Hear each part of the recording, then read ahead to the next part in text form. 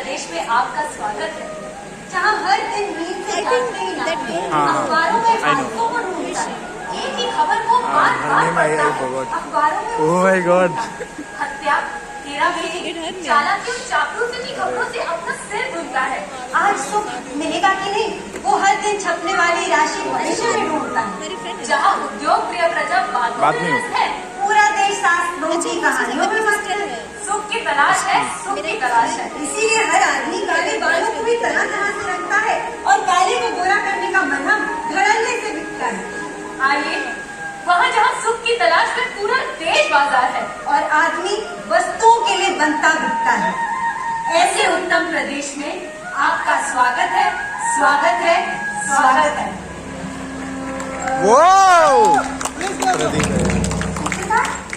उत्तर प्रदेश के राजा का मंत्री इतना दुखी दुखी राजभवन क्यों जा रहा था, तुम्हें पता नहीं?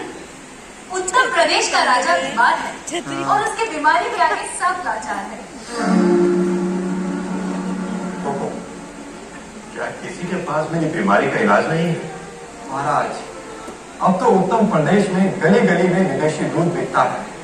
सेठ, साहूकार, बैंक दाल चावल आटे घी के लिए भी किश्तों पर ऋण दे रहे हैं। यावत जीवे सुखम जीवे ऋणम कर्तवा घृतम पीवे। चारों ओर यही शोर है कि जब तक जियो सुख से जियो, उधार लो पर घी पियो। कर्ज लेकर जी रही आपकी प्रजा सुखी है तो आप क्यों दुखी है महाराज? क्योंकि मैं सुखी नहीं हूं। मुझे तुम्हारे हंसाने वाले धारावाहिक नाटक सुख नहीं देते। तुम्हारे हर दिन नाचने गाने वाले गवैये नचैये सुख नहीं देते। संतों के प्रवचन सुख नहीं देते। सरकार, हुकुम हो तो पूरे प्रदेश में खेल उत्सवों का आयोजन करो, शायद उससे आपको सुख मिले। पल पल उत्तेजना बढ़ाने वाले तुम्हारे खेल महोत्सव भी अब मुझे सुख नहीं देते। तो फिर हम ऐसा क्या करें जिससे आपको सुख मिले? पूरे राज्य में घोषणा करवाओ कि जो हमें सुखी होने का रहस्य बताएगा वह ढेर सारा इनाम पाएगा।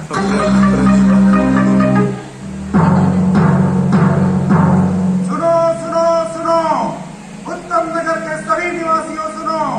उत्तर प्रदेश के महाराज दुखी हैं क्योंकि वो सुखी नहीं है। महाराज को सुख देने वाली वस्तुओं का अभाव नहीं है, पर महाराज को सुख की अनुभूति नहीं हो रही है। महाराज के पास कीर्ति है, यश है, धन है, स्त्रियां हैं, पुत्र पुत्रियां हैं, नौकर चाकर हैं, पर सुख का भाव अचानक नदारद है। जो कोई भी उन्हें सुखी होने का मार्ग बताएगा वो अपार धन और यश पाएगा। सुनो सुनो सुनो सुनो सुनो सुनो। महाराज सुखी नहीं? पूरे राज्य में यही शोर है कि महाराज सुखी नहीं है। सूत्रधार, ये कैसे हो सकता है? जिसके पास सब है उसके पास सुख नहीं है। यही तो जीवन का रहस्य है। यदि सुख वस्तुओं से होता तो महाराज दुखी क्यों होते? यदि सुख खरीदा जा सकता तो वो दुकानों में भी बिकता। तो क्या फिर किसी ने महाराज को सुखी होने का मार्ग बताया? महाराज की घोषणा सुनकर एक गरीब ब्राह्मण महाराज के पास पहुंचा। एक उपाय है महाराज। क्या? महाराज, किसी ऐसे आदमी की कमीज पहने जो सुखी हो।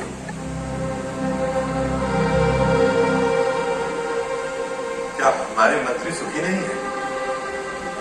नहीं महाराज, नहीं महाराज। क्यों सुखी नहीं है हमारे मंत्री? जिन्हें राज को कब है हो राज सुख छिन जाने का डर रहे, वे कैसे सुखी रह सकते हैं महाराज? क्या तुम सुखी नहीं हो? कुछ पाने की इच्छा रखने वाला सुखी कैसे हो सकता है? पर मेरे राज्य में सुखी लोगों की कमी थोड़ी है। जाओ, हमारे राज्य के सबसे बड़े उद्योगपति की कमीज ले आओ। एक सौदागर की दूसरे सौदागर से स्पर्धा, एक कवि की दूसरे कवि से ईर्ष्या, एक अभिनेता की दूसरे अभिनेता की सफलता से ईर्ष्या। कहीं छात्र शिक्षक के वश में नहीं, कहीं पत्नी पति के वश में नहीं, कहीं पति पत्नी के वश में नहीं, कहीं पुत्र पिता के वश में नहीं, कहीं अभाव, स्पर्धा और ईर्ष्या, कहीं हताशा, निराशा और पीड़ा। राजा के मंत्रियों ने खूब खोजा, पर पूरे राज्य में उन्हें कोई सुखी आदमी दिखाई नहीं दिया। जहाँ जहाँ राजा के मंत्रियों की दृष्टि पड़ी, उन्होंने लोगों को सुख के पीछे ही भागते देखा। आइए आइए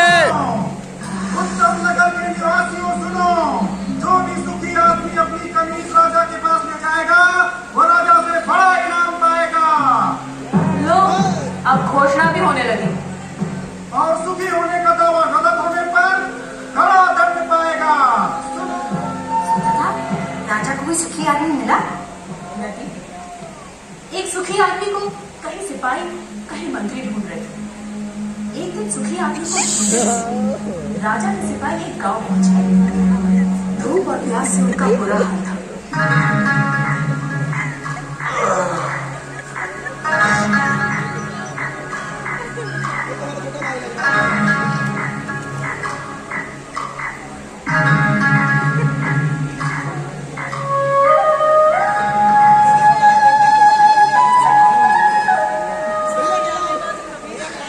सुखी आदमी की तलाश में राजा ने हमें दुखी कर दिया। समझ में नहीं आता क्या पूरा संसार ही दुखी है।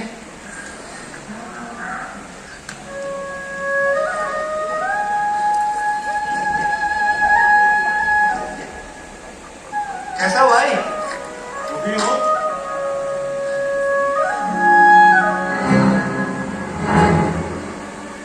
सुखी हो?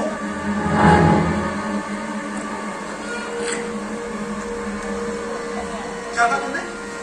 सुखी हूँ। अरे सुना तुमने? हमें सुखी आदमी मिल गया। क्या तुम सुखी हो? एक ही बात कितनी बार कहूँ? हाँ मैं सुखी हूँ। लेकिन तुम्हारी कमीज कहाँ है? कमीज? क्या तुमने राजा की घोषणा नहीं सुनी? राजा को सुखी आदमी की कमीज चाहिए। पर मेरे पास तो कमीज नहीं है। क्या तुम्हारे पास कमीज भी नहीं है? फिर तुम सुखी कैसे हुए? मेरा सुख कमीज में नहीं है, मैं ही सुख हूँ।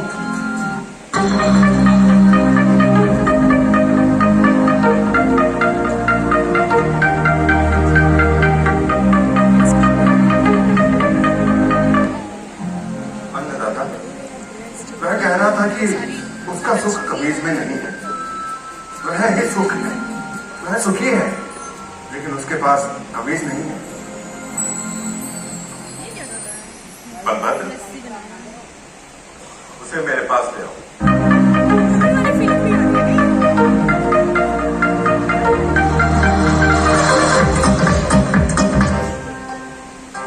क्यों?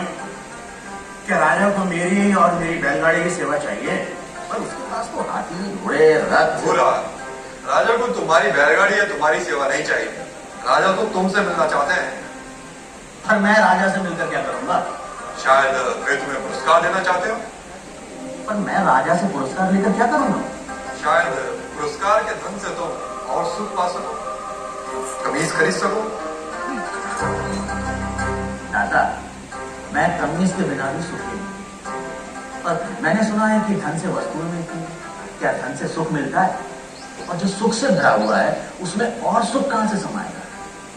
अगर राजा मुझसे मिलना चाहते हैं तो वो यहाँ आ सकते हैं, मैं उनसे मिल लूंगा।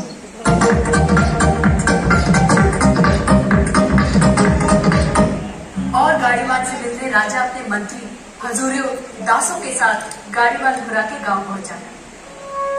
भूरा, भूरा, भूरा, अभी कहीं नहीं जा पाऊंगा, मेरे बैल सुस्ता रहे हैं। भूरा, अन्नदाता तुमसे मिलने आए हैं।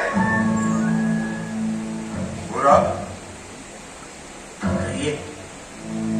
तुम जो मांगोगे मैं तुम्हें दूंगा। हाथी, घोड़े, दास, दासियां, जो चाहे मांग लो। पर मुझे सुखी होने का रहस्य बता दो। मुझे नींद आ रही है राजा। मुझे सोने दो।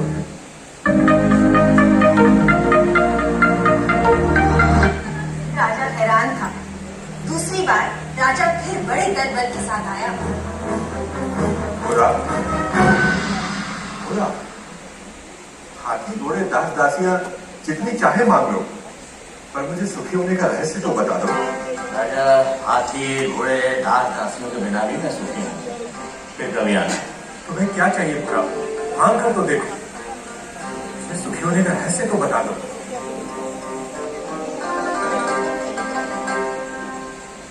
जो स्वयं सुख की खान है उसे लालच देने का काम मूर्ख ही कर सकता है। जा राजा जा, फिर कभी आना।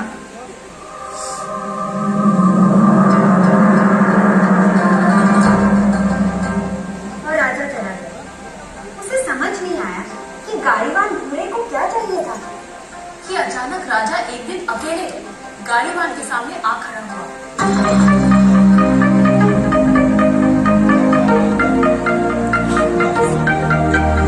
कपड़ा का कोई वैल्यू ही नहीं था।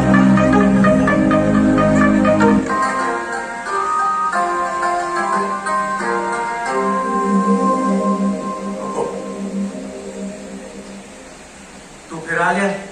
जब तक आप सुखी होने का रहस्य ना बता देंगे मैं तंग करता रहूंगा। मेरी पीठ बुझा सकेगा?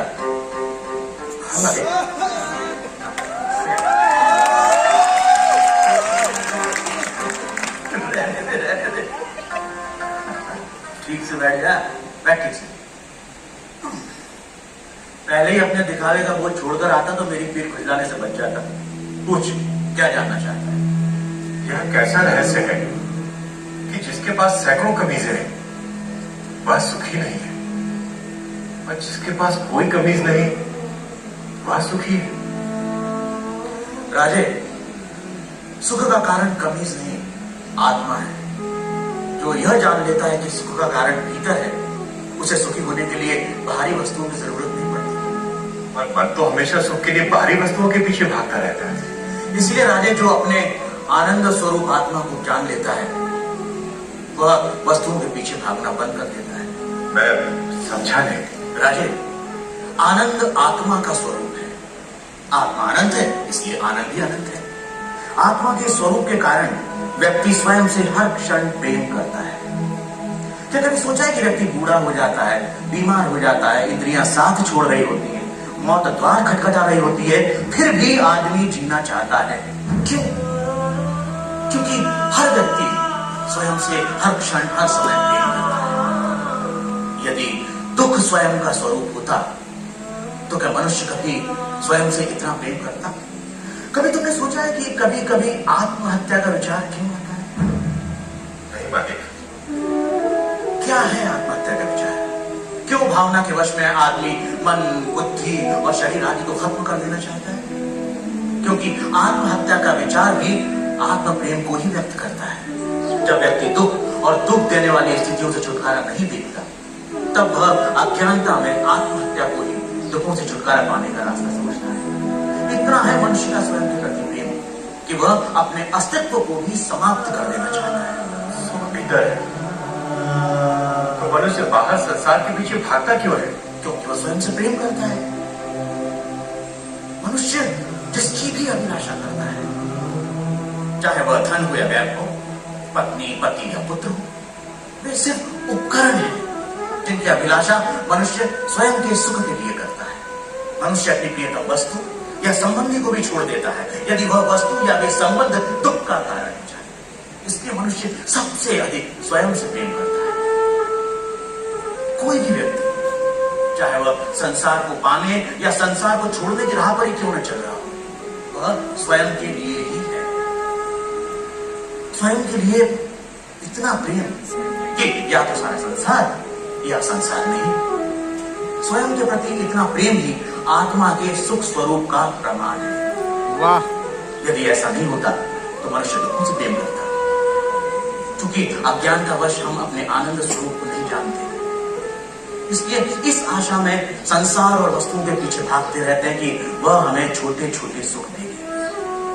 ये ठीक वैसा ही है कि जो सुखों का स्वामी है, राजा है, वह खुद को भिखारी समझ